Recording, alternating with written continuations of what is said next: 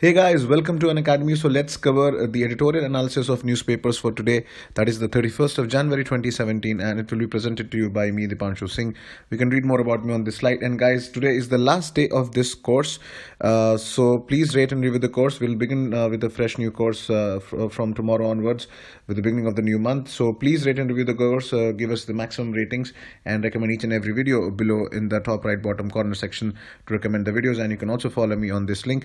So these are the articles which we'll be covering today. We'll focus mainly on these three articles, and if time permits, we will cover this article as well. However, I've already made the slides and summary of this article. You can go through it. So the practice question of today is: what are the benefits of the demand-driven model of development than supply-driven, as advocated by Prime Minister Modi in a speech recently? So critically analyze this and mention your answers in the discuss page of an academy. So the first article is about the hidden agenda of benevolence, that is regarding the advocacy of universal basic income. So this topic becomes very important. I'll tell you why, because it has a separate chapter on this year's economic survey. So chapter 9 is totally based on universal basic income and what are the pros and cons and what are the implementation challenges and why there's a need of implementing this. So very, very important article and very, very important news for prelims and mains point of view. And you should also go through and read the chapter in the economic survey regarding this universal basic income. So this idea has been gaining ground globally. There was a referendum held in Switzerland which was basically turned down. It was voted down by their citizens because they're already a very well-off country, and then it was finally introduced in Finland as well. So in the West, the UBI has been discussed as a solution to two problems, basically, that is unemployment due to automation and the growing social unrest caused by the extreme inequality and precarity that is being confirmed by the Oxfam report. So the basic aim of this is that it is expected to solve the problem of unemployment by decoupling substances from job and freeing human beings to realize their true potential, preferably through entrepreneurship. And it would address the second issue of rising inequality by obviously supplying monetary resources so that people can access their daily needs of life. So in contrast to what the debates of UBI are in the western parts of the world to that in India, it is a very narrow one, which is restricted for the most part to financial viability, because its advocate and those who support this move argue that it is a much more efficient way of delivering welfare, while its opponents hold that the fiscal burden and the cost of it on the exchequer will be too high. So the UBI evangelists basically who promote this idea are the people who are free market enthusiasts, like Milton Friedman, who is the champion of this cause and was an early advocate of basic income. So outside the academic realm, the people like tech giants and people like Elon Musk of Tesla and Mark Zuckerberg have publicly backed this idea. So they all present the same conclusion that giving the cash to the poor is a better way than traditional welfare. So if we look at the other issue, is that it is not an add-on benefit. So the biggest myth about UBI is that it is a redistributive policy that will actually help in reducing inequality.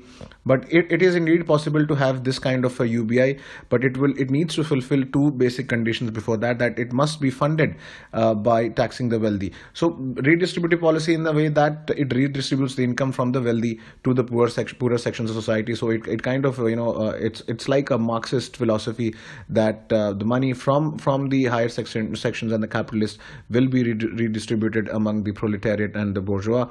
So, and the second thing about that is the existing entitlements to the poor must not be taken away. That is, the MG Narega PDS should remain intact and they should not be taken away. But then then if this is implemented, would actually be the socialist measure that would increase the bargaining power of the poor. That's what I meant when I said that it's sort of a Marxist philosophy. But then neither of these conditions is met by any of the UBI designs because either in globally or in India, because even if you look at the Finland experiment, it was restricted to the people who have been unemployed. They have been given that this basic income, and in India also it is about giving in different form of cash and under one umbrella, where already we have a system of direct benefit transfer, like in cash and in kind benefits via different channels. So back in 2008, the present economic advisor chief economic advisor of the government, Arvind Subramaniam, advocated this idea and asked the subsidies should be replaced and be distributed as cash directly to 70 million households below the poverty line. But then UBI in India is nothing but like an old wine in the same old bottle, an old wine in a fancy new bottle, and therefore its objective remain the same: to eliminate the PDS, with it the food, fuel, and fertilizer, the combined subsidy burden of the government. So the same old arguments replacing the PDS with cash transfers are now being trotted out in favor of the UBI. Now, what is one of the biggest challenge of implementing this is the biggest fiscal burden, the fiscal challenge the government is going to face. Because if you look at, there is no standard measure of what will be the basic income. It comes around approximately 4,800 rupees per month, based on the broad consensus of Tendulkar's Committee on Poverty of rupees 33 per day. So this works out basically of 1,250 rupees per month, or rupees 12,050 a year, which is estimated to cost approximately 11 to 12% of GDP to the government.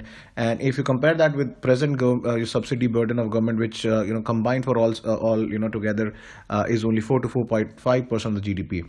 So this can basically present three options to the government. Either they can make up for the deficit by additional tax revenue, or they can limit this to people who are only below the poverty line, or third, it can further shrink the amount by reducing the amount which will be given under the universal basic income.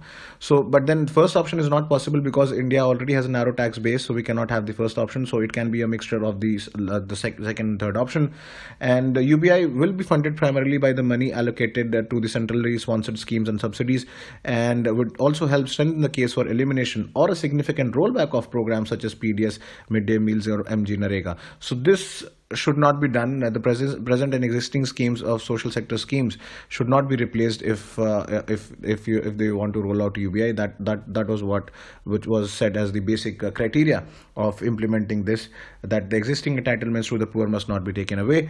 Now, but why the government is mooting for a UBI now? Because in the present context, the UBI actually fits in perfectly in the scheme of things. Like we have the Jan Dhan account now, and the Aadhaar penetration is increasing, and even the mobile penetration after the Reliance Jio effect is increasing.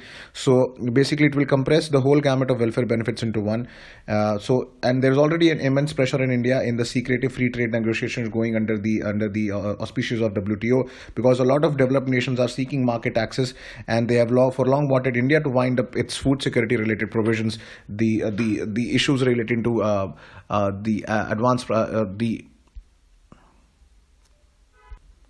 the issues related to the advance agreement on agriculture that's under the WTO. And the Indian state is also stuck with the welfare commitments it cannot complete with political or legal consequences. And then obviously shifting the welfare paradigm to UBI would actually loosen the bonds of legal and social responsibility, so the government can actually rescue itself from the legal and social accountability. Once it has given the amount to the beneficiaries, they will not be concerned about implementation on whatsoever the people will do with those amount. So under the PDS, for instance, the state must provide a specified quantity of food grains to the poor, no matter what the condition is. But then with the UBI, the option of letting the payment slide behind inflation of what is being done already happening with the old age and widow pension. So actually the government can actually rescue itself if they implement this UBI. So there can be an alternative solutions of this. So the other things that the government can do would be enforcing the minimum wage law, releasing funds on time for MG Naregas, and these are the pros and cons of implementing UBI from this year's economic survey. So you can go through it, and then obviously go through the UBI chapter on economic survey for much more information on it. Very important topic for prelims and mains. The other is on the can Trump reset ties with Russia? So if you look at the context of this issue, in a crux that Donald Trump has given signals that he wants to work with Putin and Russia closely, because the present relations are at their lowest ebb post the Soviet war, Soviet Union collapsed. So the Obama administration already imposed sanctions on Russia for its military intervention in Crimea and alleged interference in the US election. And then US intelligence obviously has repeatedly slammed Moscow over a number of issues, from spreading instability in the world to killing civilians in Syria. But then why is Donald Trump reaching out for Russia? Because Trump foreign policy related statements from his early campaign days can be divided into three broad themes. One is obviously tackling the Islamic threats, then radical Islamic terrorism. The second is improving ties with Russia, and then third is tackling China. So these are somewhat interconnected, and the early decision of Trump, including banning entry of Muslims from Muslim majority countries, further strengthen his thoughts, is actually trying to work through a possible ideological alliance between two predominantly Christian countries, that is US and Russia, against a common enemy, that is the radical Islamist groups. And then by doing so, he is also trying to counter China. So if you look at Trump's China policy, he believes Russia is no longer the US's principal global rival, of what has been generally the case in the bipolar world of the Cold War era. And in his worldview, China is actually rising to that stature. To be sure that Russia obviously does not have that enormous economy which it used to have, but then it does not. It presently has a lot of power, land and natural resources, and strategically importantly, it's a big military power.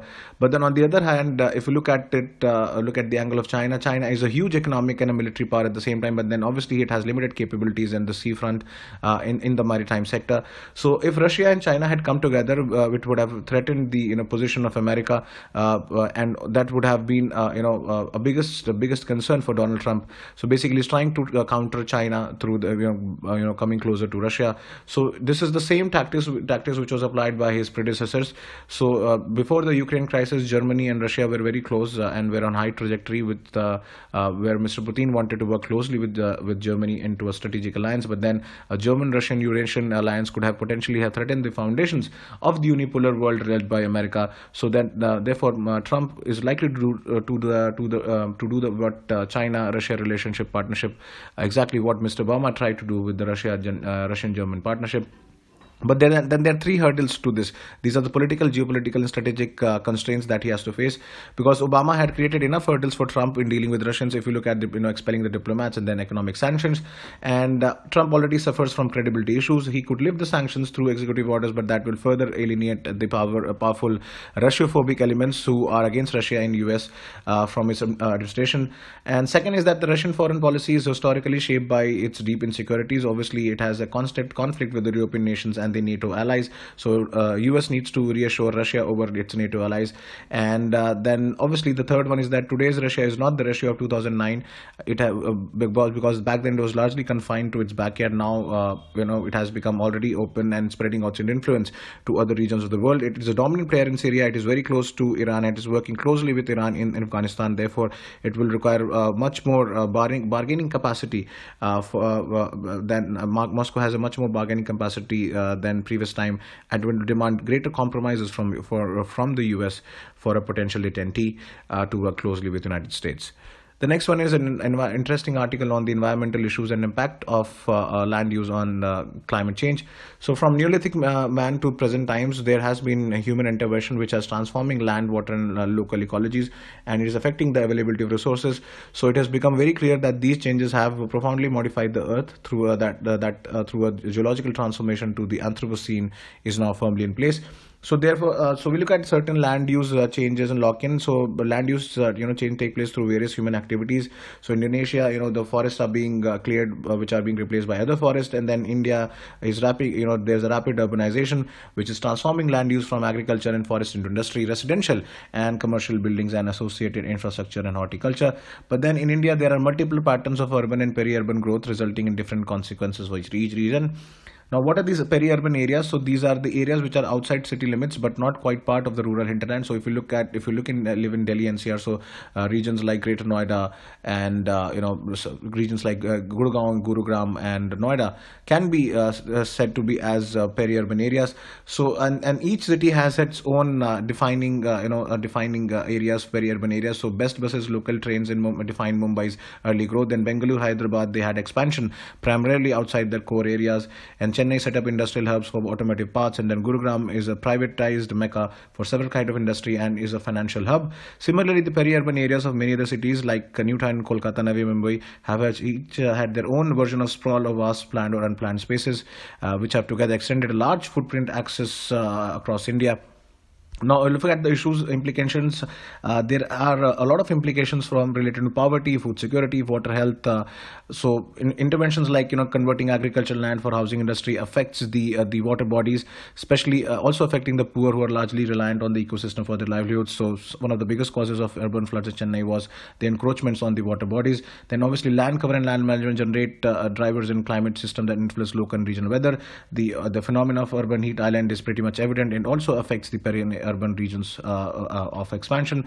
So therefore, this subject also requires a lot of research, and protecting water bodies and conserving groundwater is very imperative, which is about as much reducing greenhouse gases and addressing the issues of climate change. So this protesting nations, this article I have summarized. You can go through it, and otherwise we'll cover in tomorrow's article. So till next video, hope you have a good day. Thank you so much.